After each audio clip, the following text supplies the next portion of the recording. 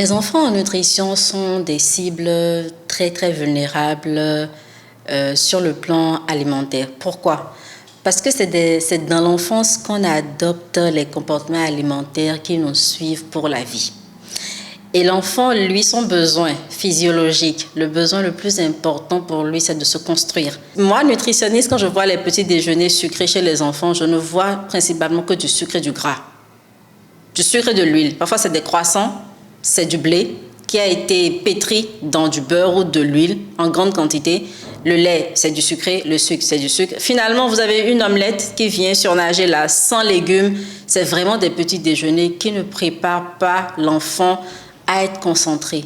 Et il y a beaucoup d'enfants qui vont à l'école aussi avec des sodas, avec du sucre, des biscuits, des bonbons. Vous allez dans des écoles, vous avez l'enfant de 3 ans qui a un bonbon dans la bouche à 8 heures du matin. Et là, franchement, c'est dramatique pour nous. Pour les petits déjeuners, il est recommandé de prendre des petits déjeuners salés. Si vous avez un reste de repas, c'est-à-dire la veille, vous avez mangé wo et wo la reste avec les nouilles, asseyez-vous, mangez votre brocoli avec beaucoup de crin-crin de poisson. Vous avez un repas équilibré.